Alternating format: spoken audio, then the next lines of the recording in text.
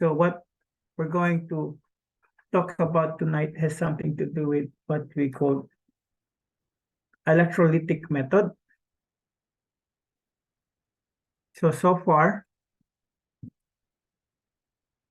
the one that we have discussed, almost all of them happen on surface. So now we're going to discuss the one that deals with bulk electroanalytical methods. So before we go on specifically on this electroanalytical method, we go first with what we call this concept of electrolysis. So we know in Chem, your redox reaction can either be spontaneous or non-spontaneous. So if you're going to go with the definition of a spontaneous reaction, it happened on its own.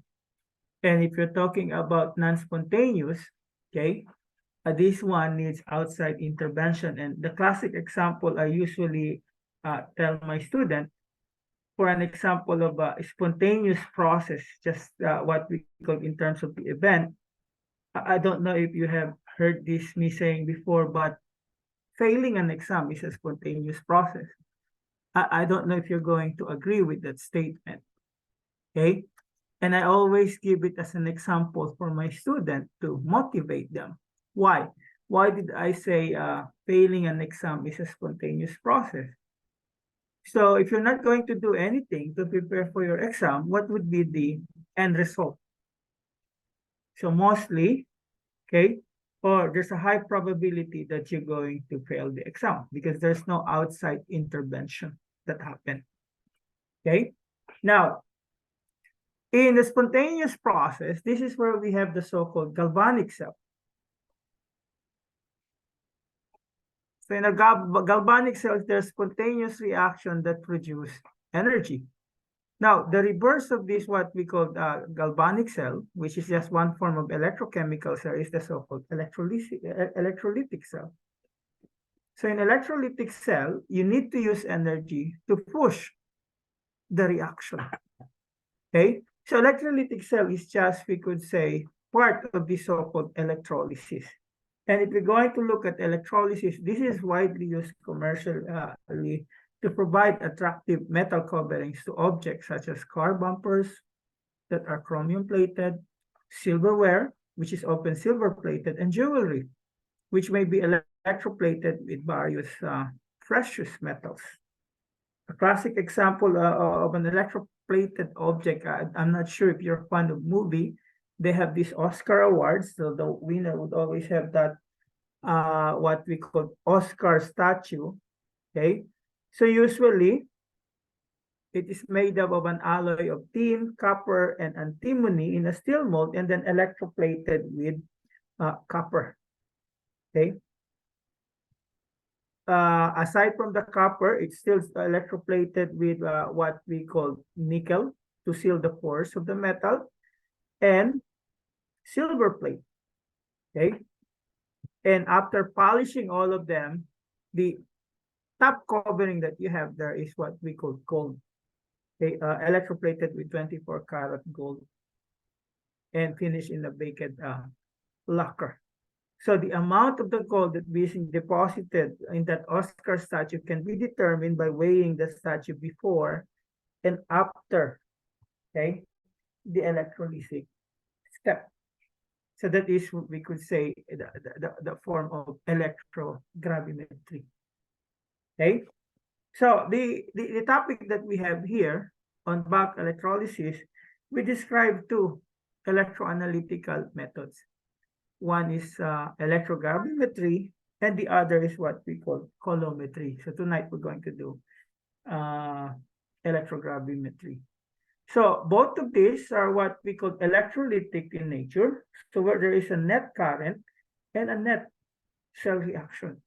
So we could say the topic that we have tonight is mostly like a redox reaction that is electrolytic in nature. Now, both of these electrolytic methods, they base on the electrolysis carried out long enough to ensure complete oxidation or reduction of the analyte to a product of known composition.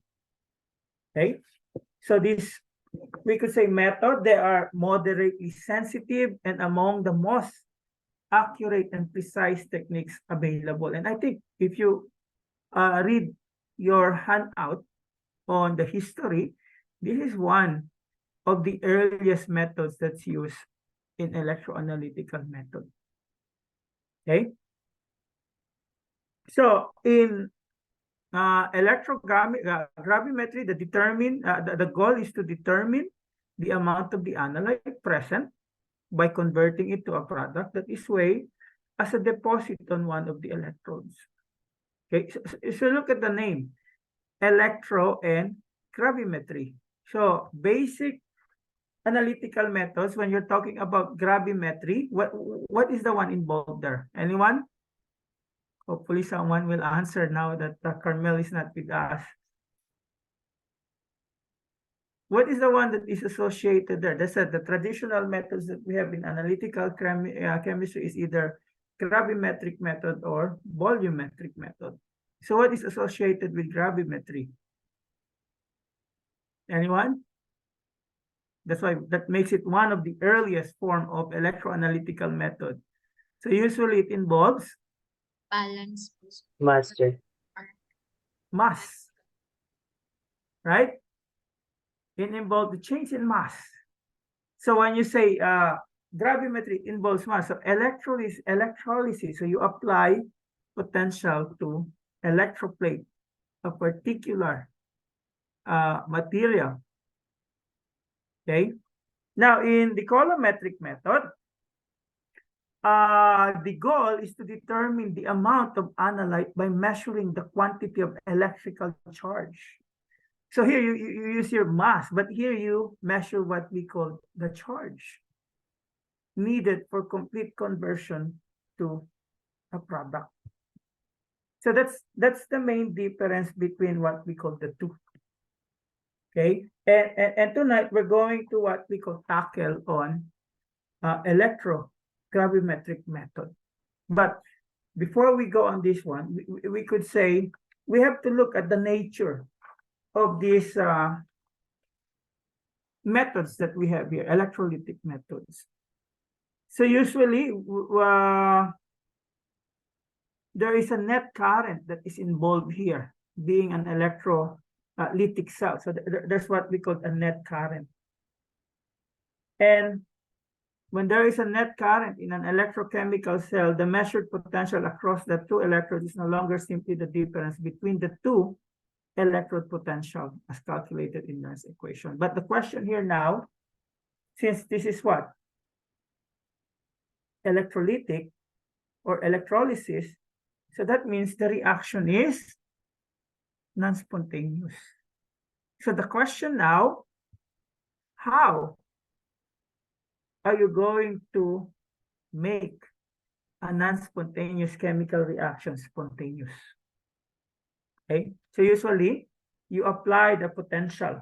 Okay, a potential is applied forcing a non-spontaneous chemical reaction to take place. Okay, now the question is how much voltage should we apply? Okay, so if we're going to look at the voltage that you need to apply, this is at least equal to the voltage required to cancel out the normal forward reaction. So this is just, what's the other term for this one? Anyone?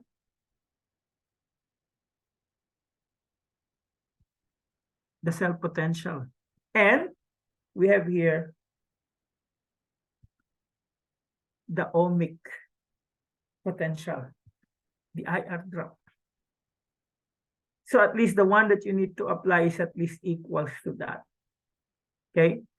So the backward potential that you have, this is the voltage required to cancel at the normal forward reaction. So usually we have a positive value of our cell potential. That means it's spontaneous. That means it is a galvanic cell. Okay. So that potential plus the ohmic potential, that is the minimum amount of potential that you need to apply. Okay. So usually, what do we say? A reaction that is spontaneous in one direction is expected to be non-spontaneous or vice versa. Now, when you're talking about the ohmic potential, we have discussed this in earlier lecture.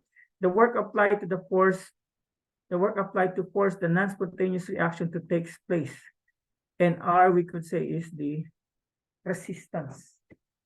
Or we can look at it as the overvoltage. Okay?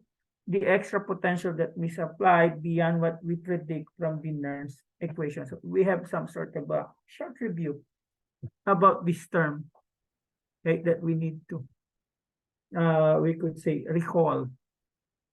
Okay? So if you recall, this is what we call ohmic potential, or the so-called IR drop. We could say, if we look at all the electrochemical cells, they always have what? Metallic conductors. And these metallic conductors, they have resistance. They resist the flow of charge. Okay? So what does Ohm's law says? You still remember with Ohm's law? How do we write Ohm's law?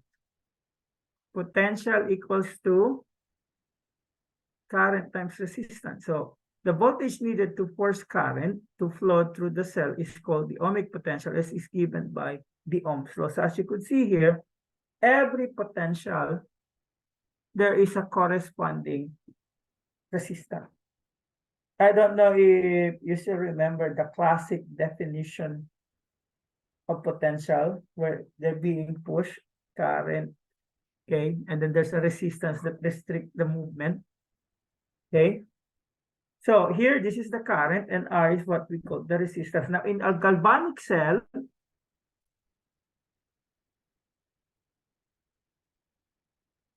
at equilibrium,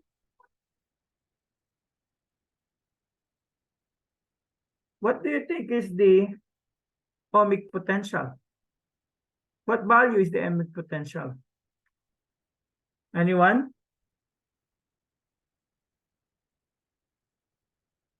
0, sir. Okay, ohmic potential is 0. Why? Spontaneous po. Spontaneous. But if we follow the Ohm's law, why is it 0? Ano yung nagpa-0 dito? The resistance po. Okay, is it the resistance or the current? Current. Okay, it's Current. 0 because the current is 0. So any number you multiply with 0 will give you 0. Okay, so if the current is drawn from the cell voltage decreases because part of the free energy released by the chemical reaction is needed to overcome the resistance of the cell itself. Okay, if the current is drawn from the cell voltage decreases because part of the free energy released by the chemical reaction is needed to overcome the resistance of the cell itself. So the voltage applied, okay, to an electrolysis cell must be greater, or must be great enough to provide the free energy for the chemical reaction and to overcome the resistance or the cell resistance. So in the absence of any other effects, the voltage of the galvanic cell, okay, is decreased by the ohmic potential. And the magnitude of the applied potential in an electrolysis must be increased by IR, okay, ohmic potential, in order for current to flow. Okay? So let's try to have this reaction. So what do you think about this reaction? So what do we call this side here? The left side. This is usually your what? Anode, right? And this one your cathode. Now my question, do you think there's a liquid junction here?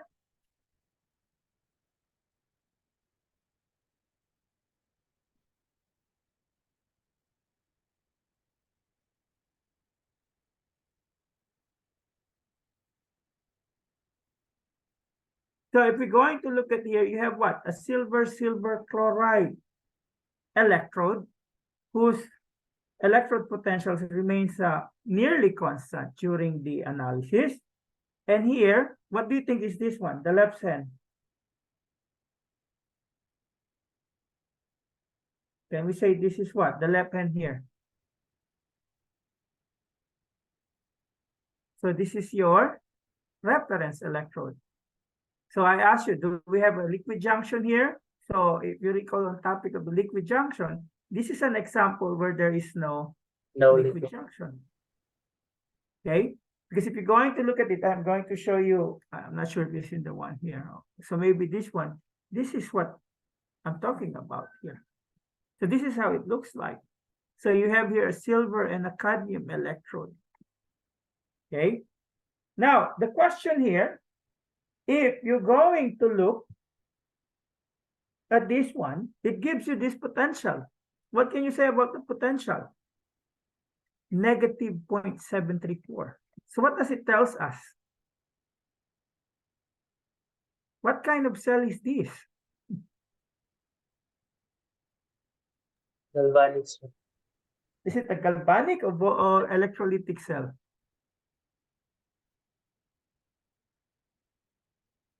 You still recall if you have a positive potential and a negative potential, what kind of cell you have?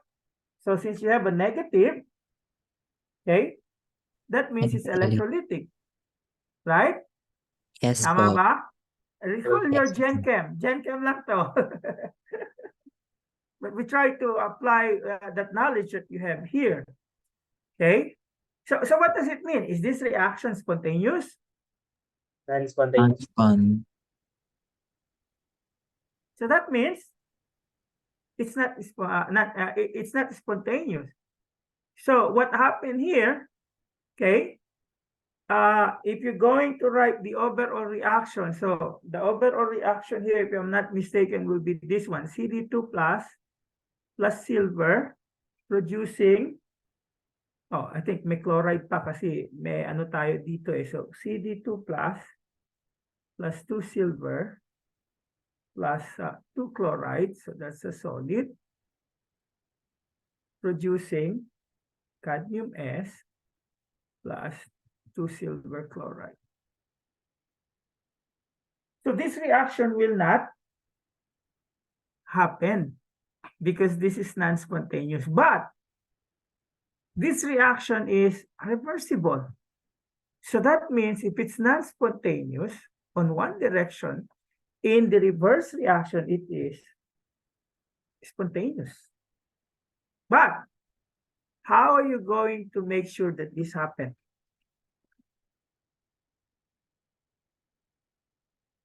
What do you need to do for this reaction to happen? Apply potential po. Applied potential that is at least what? Greater than the E cell. Greater than the E cell. Okay, applying a potential, we could say as the opposite of this, what we call the thermodynamic potential, would force the cadmium, okay, electrode to become the cathode. Okay, because here, this is the anode, this is the cathode. But as it's written, it will not happen. Okay, but you can still make it happen. You can make it, we could say, force the reaction to happen by outside intervention, and that outside intervention is applying that what we call potential. Okay, so if we're going to look at this one, so this is an electrolytic cell for determining cadmium 2 plus. So it has a current that is what? 0. Okay. Now here, the difference of this one is now you have what? An internal resistance here. So what is the form of the internal resistance? You see is this one. The 15. And that internal resistance results to what? A current. Because in an electrolytic cell, we must have to have what we call a net current. Okay, in addition to a net cell reaction to happen. Okay, so for a cell to do any useful work or for an electrolysis to occur, a significant current must flow. Okay, so we could say here, this one is just an electrolytic cell, but this one with the resistance that is applied there, you're able to produce what we call a current, and it is needed, okay, for the cell to do useful work or for an electrolysis to occur. And whenever current flows, you have to take into consideration the three factors, or we could say two factors. Kasi itong third and fourth, they're just under what we call polarization or overpotential. Okay, so three factors act to decrease the output voltage of a galvanic cell or to increase the applied voltage for the voltage needed for electrolysis. And we have discussed this earlier. The ohmic potential, concentration, polarization, or kinetic polarization. Okay, so those are, we could say, the things that you need to take into consideration for current to flow. Okay, so here current flow because of the ohmic potentials that happen here. Okay, so let's try. So this is the same thing as the condition given here. Just to prove using calculations or number. Okay, what really happened. So if we have this reaction, this is similar to the one that I gave you, similar 0.2 and 0.005. Calculate the potential that must be applied to prevent a current from developing in the cell when the two electrodes are connected, and that must be applied to cause an electrolytic current of 2 milliamperes. So we could say this same thing here.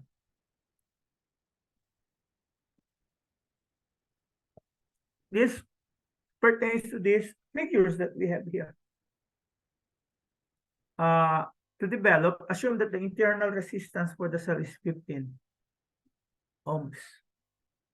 So let's try to look at the reduction potential. So we have here CD2 plus 2 electrons producing CD. So that is around negative 0.403 volts. And then you have silver plus electron producing silver, that is 0.222 volts. So if we're going to look at what? Potential on the right.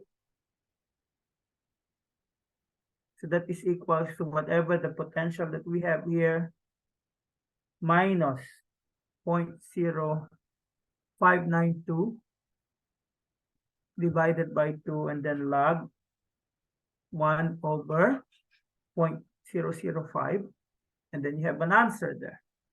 And then you do the same thing on the left for the silver. So what you have there, negative 0.222 minus 0.0592, but this is only over 1 or just 1 log 1 over that's not, that's just 0.20.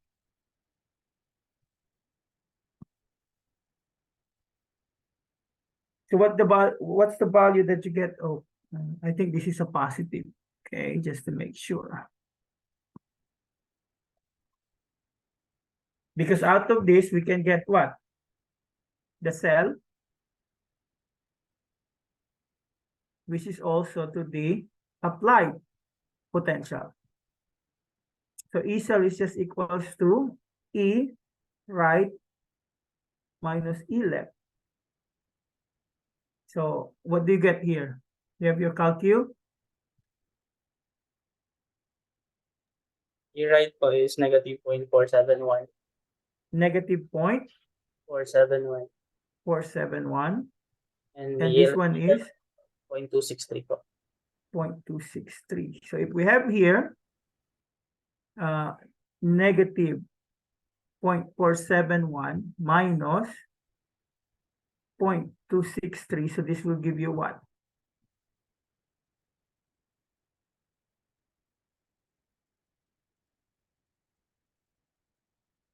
.734 volts. So that means we need to apply at least a voltage of that amount, right? Yes, sir. So sometimes you will say, oh, bakit pa natin sinod? Eh, alam naman na 0.734 yung kailangan. Just showing you how you end up with those values. Now, what will be the potential or the what potential we apply to cause an electrolytic cell to have a current of 2 milliamperes and assuming that you have an internal resistance of 15 what we call ohms.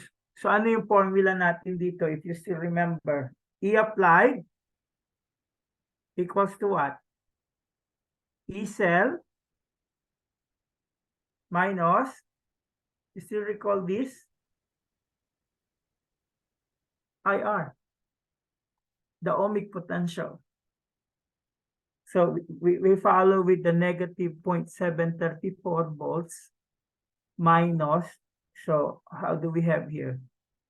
2 milliamperes. So this is what? 2 divided by 1,000 over 1 times 15, right? So this is ampere now, and then this is millivolts. So this will give you around what? 0.03. 0.030. So you have this one. So this will give you around, which is equals to the one shown there. So as you could see, okay, this is the applied potential that you need to develop a current of 2 milliampere. And once you develop this current, you can now have what we call electrolysis to do work. Okay, so that's just one way of which the ohmic potential affects the cell to do useful work. And if we're going to continue, another way of looking at this is on this what we call overvoltage or overpotential. So I think you're familiar with polarization. So we said when there is over potential or over voltage, this is what we call where polarization happens. So your electrochemical cell is polarized if its actual potential is different than that expected according to Nernst equation. And the extent of polarization is measured as over potential. Okay, so the over potential that you have here is the applied potential minus the one that is what we call the potential that is at equilibrium. Now we may ask, what are the sources of this over potential? So maybe we can look at the nature of this what we call over potential, and there are two of them. Okay, one is something to do with what we call the concentration polarization, or the so-called over potential by concentration. So this takes place when the concentration at the electrode is different from the bulk solution. And this behavior is usually observed, okay, when the rate of electrochemical reaction at the electrode surface is fast compared to the rate of diffusion of electroactive species from the solution bulk to the electrode surface. So try to look at what is happening here. Okay, so as you could see here, we can have the one that's happening in the surface here and the one that is in the bulk solution. Okay, so if you're going to look at this, your anode potentials depends on what?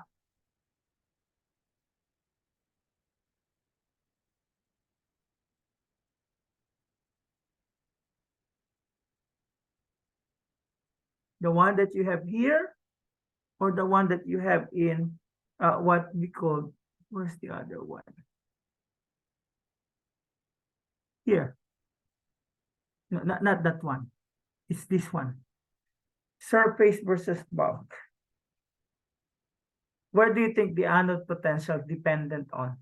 Which cadmium? 2+. The one on the surface or the one in the bulk solution? Anyone?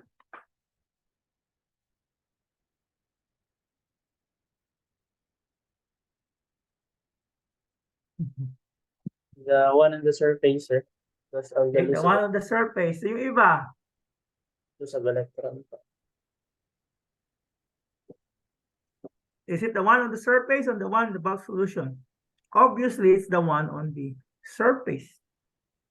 Okay, because that's the one that is in the electrode surface. So the anode potential depends on it.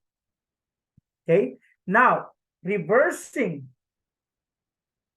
the electrode reaction to write it as a reduction, the anode potential is going to be given as what? E anode.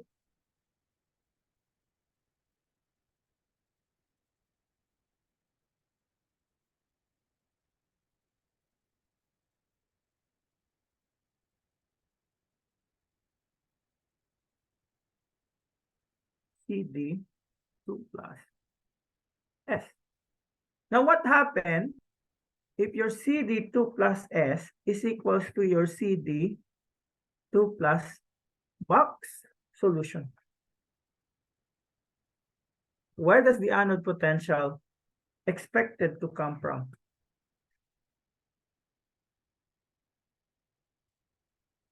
If they're already the same. So the anode potential in that case will now be coming from the bulk cadmium concentration.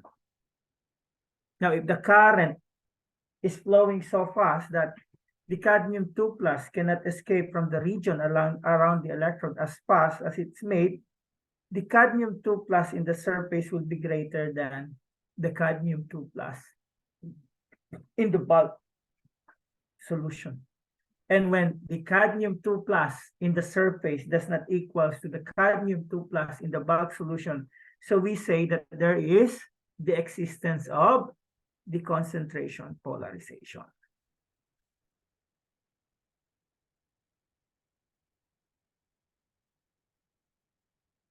So how do we look at the concentration polarization if we're going to imagine there? How's a simple way of, we could say, picturing concentration polarization? So maybe we can look at it in terms of sugar in a cup of water. So if you stir it, at first, what happens to the sugar? They will what? Dissolve, right? And then you keep adding more sugar. What happened? It becomes harder for the water to dissolve the sugar. So try to imagine it happening. Okay, in a similar way of some process, when substances are reacting or moving through a solution, they can build up near the surface, creating some sort of a crowded layer. And this layer can slow down or even stop the reaction. So this build up of substances near the surface, this is what we call the concentration polarization. It's like having a lot of people trying to get through a narrow doorway, it slows down everyone down. Like what will happen on Friday, the so-called Black Friday here. So there's a lot of people going to buy goods from stores, department stores, so it will be crowded. So it will be a slow process going inside. Okay, so yun yung tinatawag nating concentration polarization. Now, if we're going to plot the concentration polarization, so we have here the straight line, it shows the behavior. That is what we call expected. So when ions are not transported to or from the electrode as rapidly as they are consumed or created, we say that concentration polarization exists. Okay, if only the ohmic potential affects the net cell reaction. So this line would show, okay, the equation volts equals to energy at equilibrium, potential equilibrium minus IR. But what happened when concentrations, what we call polarization happens? So there's a deviation here. So it doesn't follow a straight line. Okay, the deviation of the line from the straight line at high current is due to concentration polarization. Maybe you're familiar with Beer's law. If you recall your spectroscopy, is Beer's law linear forever? No po. No. Usually, when the concentration becomes too high, nag-aano sila, parang ganito rin. No? Just try to imagine it like this way. And then, nagdi-deviate na sila at high concentration. So, we could say concentration polarization is similar to that. Now, in a galvanic cell, this concentration polarization decreases the voltage below the value expected in the absence of the concentration polarization. In electrolytic cell, the situation is reversed. The reactant is depleted and the product accumulates. So therefore, the concentration polarization requires us to apply a voltage of greater magnitude or more negative than that expected in the absence of polarization. Okay? So concentration polarization gets worse as the Mn2 plus, no, not that one, Mn plus concentration gets smaller.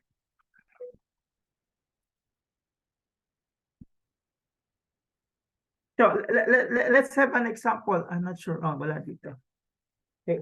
Let's have an example of what we call the concentration over potential. So you have a copper 2 plus that's in bulk. You have what? 10 to the negative 2 molar. And then you have a copper 2 plus that's in the electrode. You have 10 to the negative 4. So what happened? Okay. So let's say in the potential at the bulk, so you have 0.337 plus 0.0592 divided by 2. So that's log of 10 to the negative 2. And then the one in the electrode, so the same thing, log 10 to the 4. So ano yung magiging sagot natin dito?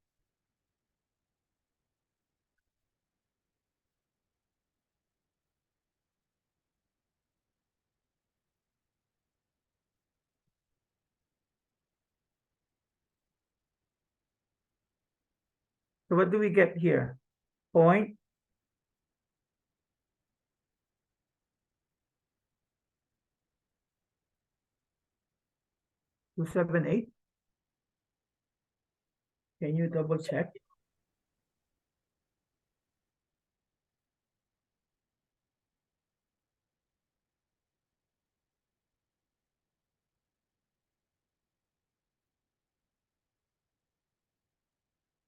So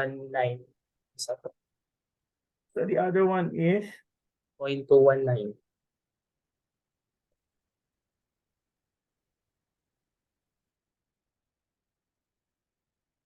So the other one is 0.219. Now, let's try to get the over potential there in terms of the concentration. So it's just what? Electrode minus bulk. So that is equals to what? 0.219 minus 0.278. So that is equals to what? Negative 0.059.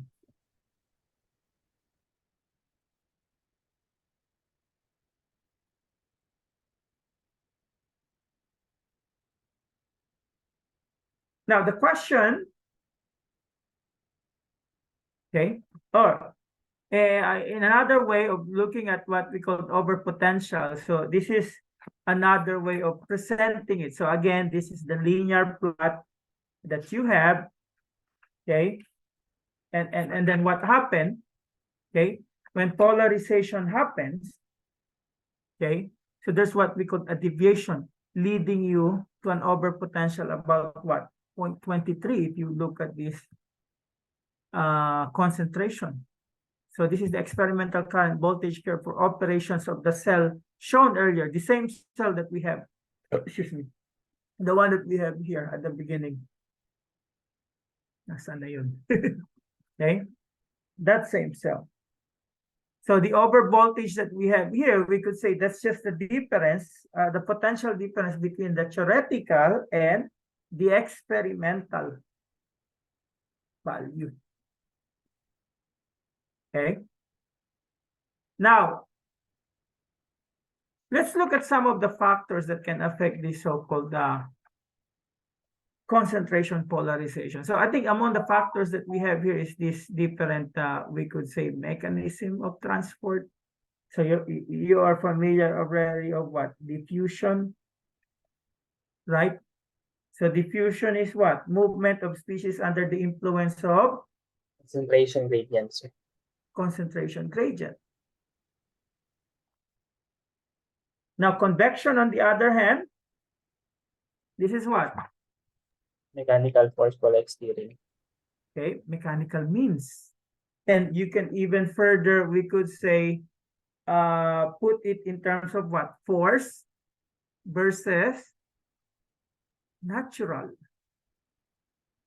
So when we're talking about force convection, this is what? The one that we do is steering, agitation. So what it do, it tends to decrease the diffusion layer at the surface of the electrode and decrease the concentration polarization. Now, natural convection, on the other hand, results from temporary or density difference that also contributes to the transfer of the molecules or ions to and from an electron. Now, the other one that we have is what? Electrostatic attraction or repulsion. Okay?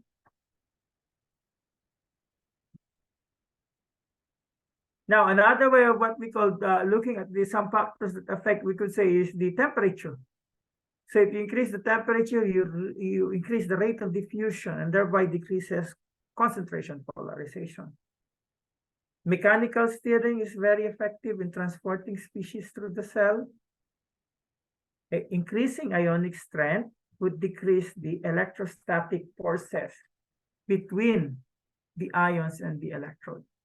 So all of these factors can be used to affect the degree of polarization. Also, the greater the electrode surface area, the more current can be passed without polarization. And we could say, if we're going to look at the pictorial diagram, okay, here we could say the concentration versus distance plot. Okay, while B is showing the concentration changes at the surface of a cadmium electrode. So as the cadmium 2+ ions are reduced to cadmium atoms, okay, at the electrode surface, the concentration of your cadmium 2+, we could say, at the surface decreases or becomes smaller than the bulk concentrations. And then the ions then diffuse from the bulk of the solution to the surface. So ang nangyayari kasi, since na-transform yung nare-reduce yung 2+ mo, okay, into 0, so there's more what we call transport, okay, from the bulk solution to the surface kasi tinatrap na yung surface. So what happened there? The ions diffuse from the bulk solution to the surface as a result of the concentration gradient. Kasi nawala yung charge eh. Naging na-reduce siya eh. So what happened? Yung other cadmium 2 plus, because of concentration gradient, matra-transport siya doon near sa electrode. And the higher the current, the larger the concentration gradient until the lowest concentration falls to what we call zero, the possible lowest value. And at this time, we have what we call a limiting current. Okay. And I think if we're going to look, how can we reduce this one? So increase of the temperature, because when we increase the temperature, what happened? In the initial slide, they increase the temperature, okay, you increase the rate of diffusion. So madi-decrease yung concentration polarization. You increase steering, okay, mag-aano yung pag-transport. So mawawala yung nung concentration polarization. You increase the electrode surface area, there's more reaction. So hindi na siya magkukumpul, mag-crowd sa electrode surface. And change ionic strength to increase or decrease attraction between the electrode and the reactive ion. So these are just some ways to reduce the concentration polarization. Okay, so out of this, okay, at the onset of this polarization, dyan lalabas yung tinatawag nating limiting current. Okay, so the current potential curve for electrolysis showing the linear or ohmic region, the onset of polarization and the limiting current plateau. So in the limiting current region, the electrode is said to be completely polarized since its potential can be changed widely without affecting the current. Okay. Now, how do we apply the electrogravimetric methods that we have? Okay, because if we're going to look at electrogravimetry, usually this is just like an interference removal technique. It's a method that employs 2 or 3 electrodes, just as in voltammetry. And either you have a constant current or a constant potential that is being applied to the pre-weighed working electrode. So let's try to solve this problem. How can we separate lead 2 plus from copper 2 plus by electrode deposition and assume that our solution starts with what? 0.1 molar of each metal. Okay, so how are we going to, we could say, separate here? So we can also have an assumption that 99.99% of each will be quantitatively deposited.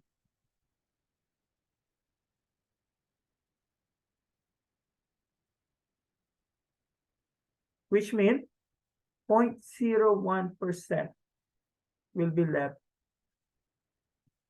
in solution. I don't know if you have problem like this, like a titration problem. Parang hindi ko natandaan. But I have problem like this in my analytical chemistry here in the US. So one thing that we need to know, the reduction potential. So that's 0.337 volts. And then the lead 2 plus, that's negative 126 volts.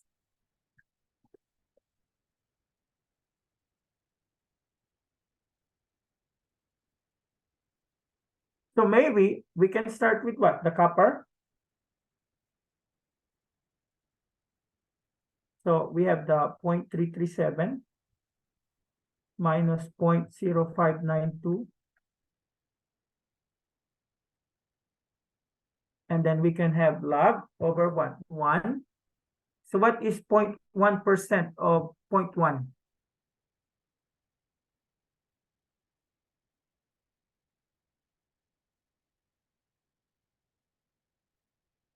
So that is what? 0.01 divided by 100 times 0.1. Ano yung 1 times 10 to the what ang nakukuha nyo?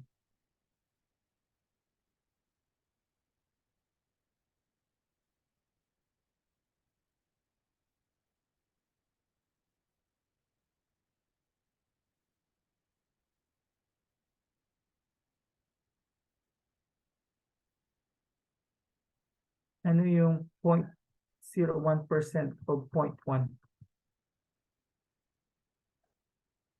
1 times 10 to the what?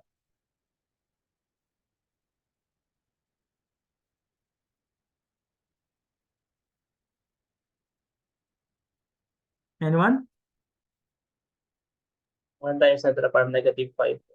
-5. So that's the assumption that 99.99% of the thing is what we call the deposited, and only 0.01% of 0.1 remains. So we could say we put that value there.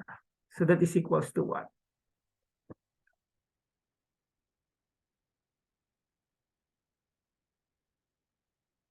Point.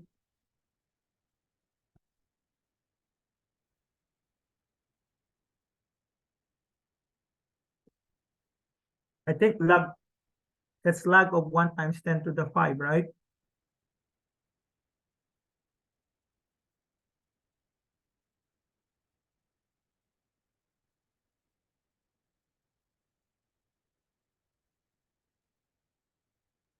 Point 331 po. 331. 0.592. No. 1. Hindi po. Iba yung sagot ko eh.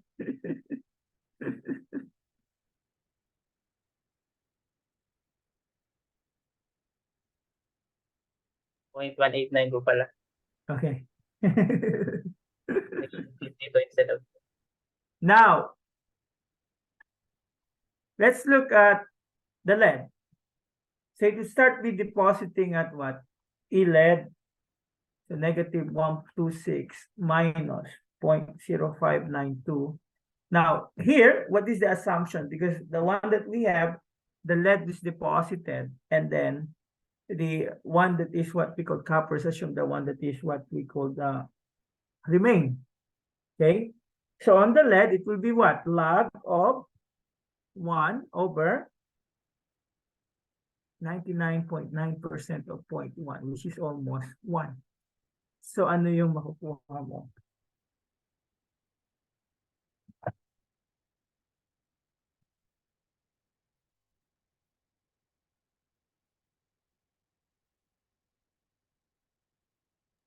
-0.156. Negative 0.156. Now, what's the implications of this number?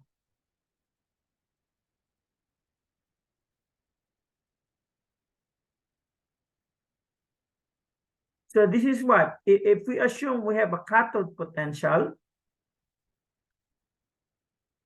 if we maintain it between 0.189 and negative 0.156, we should be able to separate the two by electrode deposition.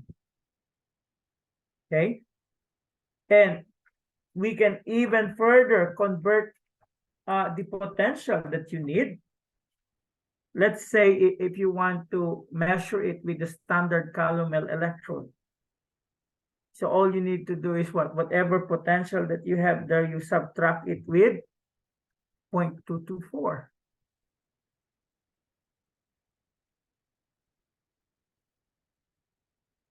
And if you subtract it with 0.224, you're going to see the cell potential that you can measure.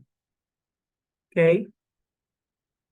When you match them with what we call the saturated calomel electrode. So this 0.189 minus 224, negative 224.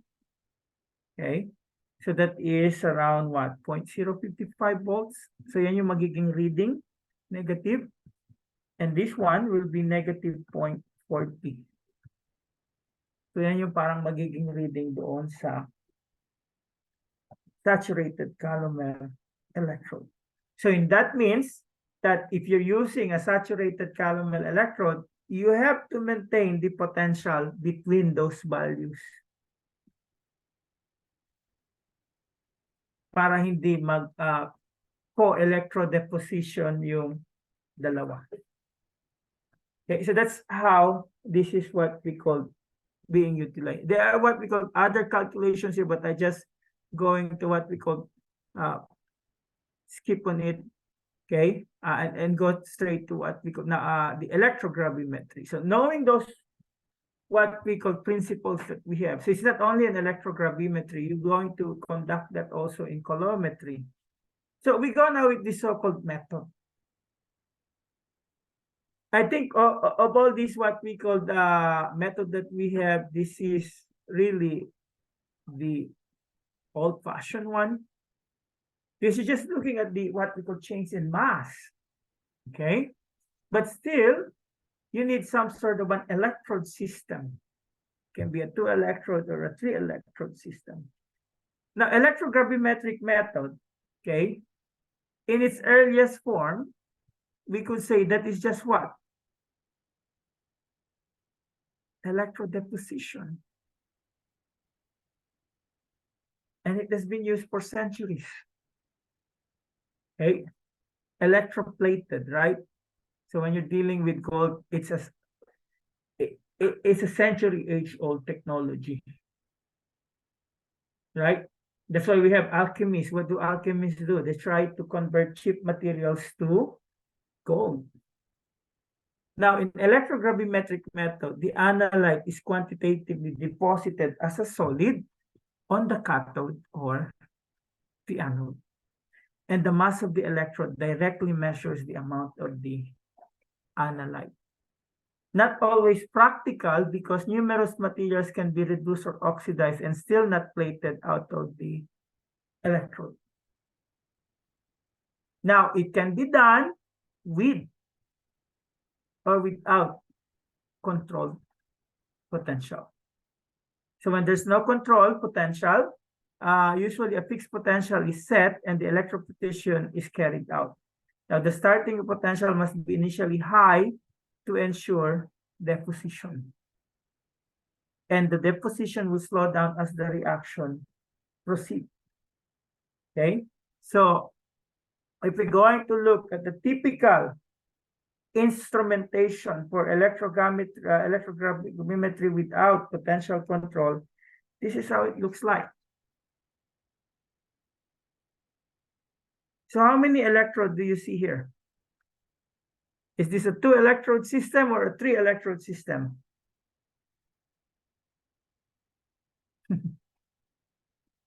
Anyone?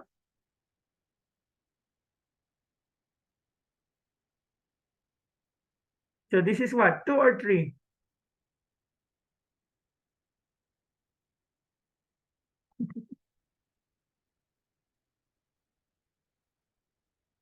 This is 1, 2-electrode system. So this is an apparatus for the analytical determination or analytical electrodeposition without cathode potential control. It consists of a suitable cell and a 6 to 12 volts direct current power supply. So you're going to apply the voltage to the cells controlled by the variable resistor. Okay, so an ammeter here and a voltmeter indicate the approximate current and applied voltage. To perform the analytical electrolysis, the approximate current and applied voltage is adjusted with the potentiometer. Okay, that's the R, to give a current of several tenths of an ampere. The voltage is then maintained at about initial level until deposition is adjusted to be complete. So it can also be in this form. So look at this one. That's the anode, and this is what we call the cathode. So usually, either on them, you will deposited, okay, the material that you are analyzing. It can be oxidized, okay, or deposited in the cathode if it's what we call reduce. So it could be the same way here. Pareho lang yan. Okay? And ito yung parang, usually ang nangyayari, oh no, my battery is low.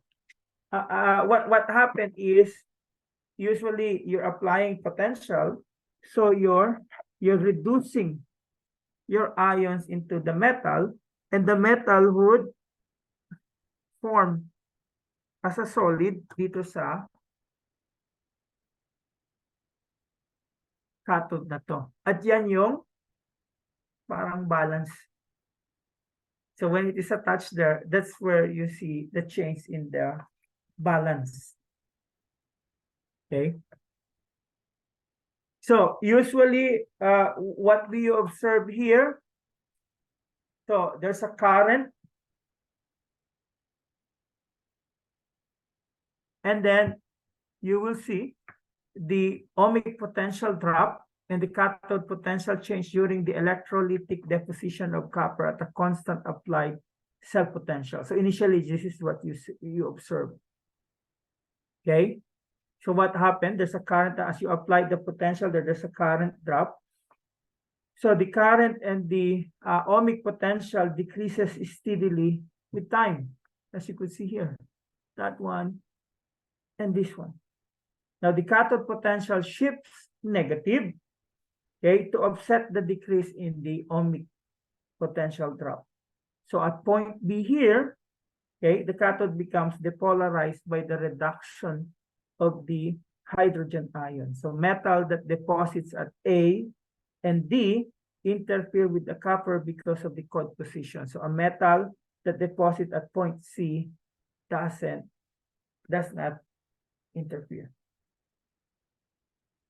So this is how what's happening in this what we call electrogravimetry without potential control. And usually what happened, okay, there may be other electroactive species that interfere in the co-deposition with your desired analyte. So what they do is try to minimize it. So even the water is electroactive, so it can decompose to hydrogen and oxygen. So you remember, if you apply energy to water, it will give you H2 and O2. That's why water as a source of energy is really impossible, because you need energy to split them to H2 to O2. So although these gases are liberated from the solution, their presence electrode surface interferes with the deposition of the solids. As you see here, there's an happening here, this B here, usually due to what we call the hydrogen ion. It becomes depolarized, okay, because of the hydrogen ion that you have there. So because of this complication, control of the electrode is important features of a successful electrogravimetric analysis. Now, the things where they being used here, the copper deposited from acidic solution losing a platinum cathode, the nickel electrode deposited from a basic solution, your zinc deposited from acidic citrate solution, and then some metals can be electrode deposited as metal complexes, silver, cadmium, and gold. And some of these metals are deposited as oxide at the anode, like your lead oxide and manganese oxide. Okay, so some application of electrogravimetry without potential control are the following. So as you could see here, all of the analyte that you have here, they are converted in the metal form, except this one.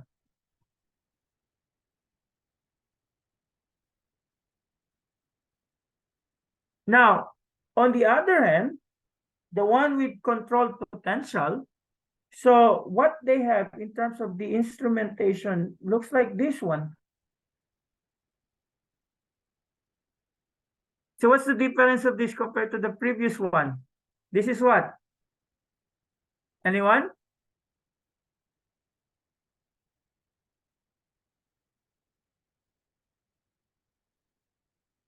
Diba? 1, 2, 3. So this is the apparatus for the controlled potential electrolysis. Okay. So you have a digital voltmeter that monitors the potential difference between the working and the reference electrode. And then the voltage applied between the working and the counter electrode is varied by adjusting the power supply on the potentiometer to maintain the working electrode, which is a cathode here, for example. Okay. So at a constant potential versus reference electrode. So this is you control the potential in the electrogravimetry. So the modern potentiostat that you use here, they're fully automated, okay, and often controlled by computers. So if you're going to look at this, so this is the working, this is the counter, and this is what we call the reference electrode. So there's the electrolysis circuit, electrolytic circuit that you have. So example that you have here, so you see here, the cell potential, the changes in the cell potential and the current during a controlled potential deposition. So very different from the one that you have here. So usually the potential here goes up, or it becomes more negative, okay? Here, usually they become more negative also as it goes down. So there's a decrease that you have here during the controlled potential of the copper. An example of an electrolytic cell, this is a commercial bulk electrolytic cell that is usually used. So as you could see here, it's just a beaker. It's shaped of what we call tall form beakers, often used, and the solution are mechanically steered to minimize concentration, polarization, and then you rotate your anode, okay, to act as a mechanical steerer. So you have some state there, you rotate it, so it becomes what we call a mechanical steerer. So the working electrode that you have here is a mechanical Gauss cylinder, GASA, okay? And electrodes are often constructed of platinum, although you can use copper, brass, and other metals. Now, the old way that they use is the so-called mercury cathode, okay? So this is useful for what? Removing easily reduced metals or elements as a preliminary step in the analysis. Okay, so if you are what we call separating copper, nickel, cobalt, silver, and cadmium, okay, you can separate this electrode from other ions like aluminum, titanium, okay, sulfates, and phosphates. Okay, so usually the deposited metals dissolve in the mercury with little hydrogen evolution because of the high overvoltage of the hydrogen on the mercury. Now, the applications of this control potential, it's a powerful tool also for separating and determining metallic species having standard potentials that differ only a few tenths of a volt. So there's a narrow margin that you have here compared to this no control potential. So some applications that they have are the following. So the silver, you can separate it from copper and other heavy metals, the copper from the other metals listed here. So we could say electrogravimetry, it's just useful for separation of metals.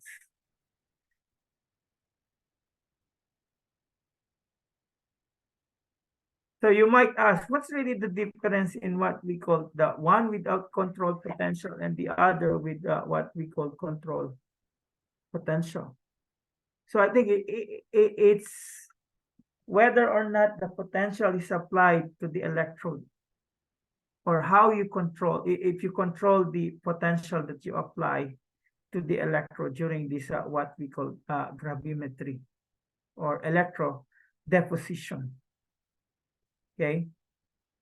Now, the only advantage I think with the control one, you can separate metals even with small differences in their potential. It's just, I think with the one with no control, let's say you are in a weighing scale. So you try to weigh something, but if there's no control in the potential, okay, the scale would change, keeps changing its sensitivity, okay, as you're trying to measure. So this make it, we could say, hard to determine the accurate weight because you don't have a stable condition. Unlike if you have a control potential, so you'll be able to have what we call specific sensitivity. Okay, and stays that way, so it's easier for you to measure accurately the mass. So I think that's all that I have today for electrogravimetry, because the next one would be the colorimetric methods, but I don't think I can do it on Friday because it's Thanksgiving here. So question,